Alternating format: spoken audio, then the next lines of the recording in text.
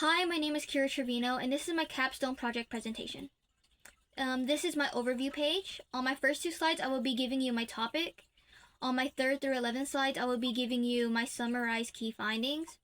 And then on my 12th slide, I will be giving you my call to action. My topic chosen was the effects of neglect and abuse on early childhood trust development. This is from Erik Erikson's Trust versus Mistrust stage, and it is set during infancy. The reason I've chosen this topic is because I feel that we need to understand the different type of effects these children have as they start growing up, and the way abuse and neglect affects them as they grow up. I also feel that it is important that we find ways to understand how we can find ways to help them. And I also personally relate to this topic somewhat, which is why I chose this topic as well. My first key finding is that I found as infants start to grow and start to age and start getting into preschool, that they have a harder time adjusting to that new environment because they have only ever been exposed to that abused and neglected environment and have not been taken out or exposed to new environments than other kids that have not been abused and neglected have. I found that they have trouble interacting with other peers their age because they have no understanding on how to interact. I also found that they are more aggressive and give trouble to more teachers than kids that have not been abused and neglected because they do not understand how to control their mood swings. I also found that they have difficulty completing and understanding simple tasks that are given to them, and that they have lower social and cognitive deficits than other children that have not been abused and neglected have. As a result, they tend to be more aggressive. They tend to have no desire to learn. And an example is this picture shows the normal developed brain of a child that has not been abused, and this picture shows the brain of a child that has been abused. And the smaller brain causes their social skills, their understanding skills, and their mood behavioral patterns to be disrupted and be all over the place. My second key finding is that as these children decide to go into their middle state or their early childhood development and close to their middle early childhood development, they have a harder time interacting with peers because they have still not been able to get that social ability and have not been able to interact or grow and experience with those skills.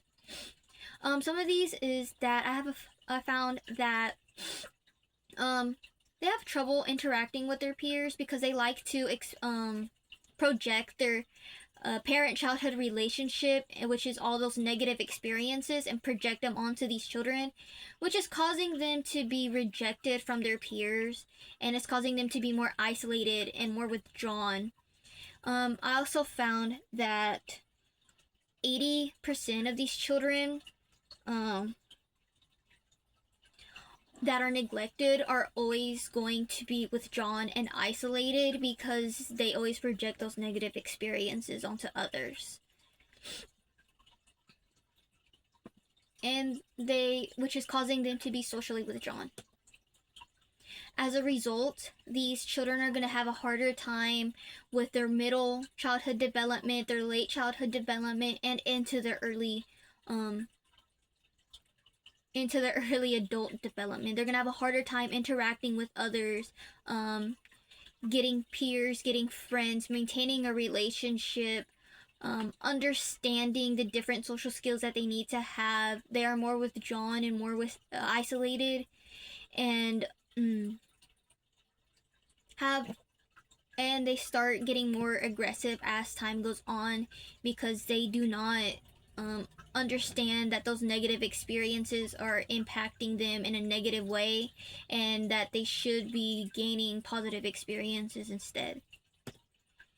My third key finding is that as they start getting into their early adulthood, they tend to not change their nature, and they tend to stay the same way.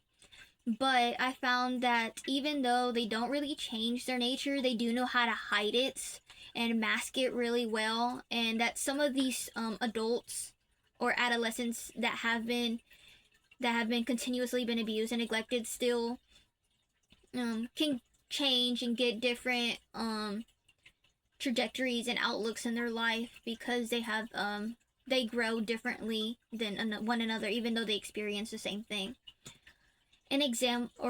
Some key findings that I found was that 61 to 67% of these people, or of these adolescents and adults, have really bad mistrust in others and have a hard time trusting others. I also found that they have a harder time maintaining a relationship because of that distrust, or even maintaining a relationship, or having a relationship and maintaining it.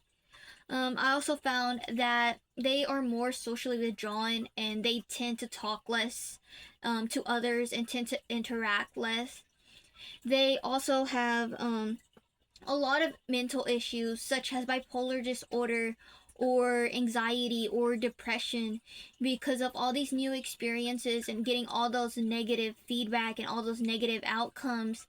They get these mental disorders because they haven't been able to process it properly, because they have never understood how to process it properly, or have probably never been taught to process it properly. An example that I found is that a child that has never gotten at least one positive experience and has always got negative experiences, he never trusts others, or he or she never trusts others. He or she always is aggressive. He or she is socially withdrawn, isolated, and will never interact with others the way that they should have, and they can never keep a relationship because they always project that negative experience. Another example is maybe somebody that was also abused and neglected. They might have gotten at least one or two positive interactions. They will learn how to trust a little bit better and trust easier. They will trust others more. They will tend to calm their emotions down because they probably understood how to calm down for a certain level. And they have also been able to maintain a relationship even though it might be more difficult for them. But even though these two examples are basically different because of the trajectory and the way they have been giving a negative and positive experience, they are typically almost the same because they have both been abused and neglected their entire life, and because even though one of them has been able to maintain and gain a proper positive interaction, they still like to keep part of themselves hidden because they feel as if they show that negative interaction or that negative experience that they will be left. So they tend to hide that part from others. So even though they are different, they are actually pretty similar. As a result, these adults grow up to still have the same nature, still have the same experiences, and they have a harder time changing and growing up and being able to interact more. But even though they might have the same experiences, they can still change the trajectory in their life and the outcome in their life, because it depends on if they get help, if they had a positive experience, or anything of that sort. For my call to action, I want to implore people to, if they see like any signs of abuse or neglect on an infant or an adolescent, such as bruising, little to no interaction, aggression, isolation, that they help them find a way to be able to get that positive interaction so that they get a different outcome in life, and so that they are able to at least change a little bit more of their trajectory or outcome than what a person that was abused or neglected and didn't get help has. And that is my entire presentation. Thank you.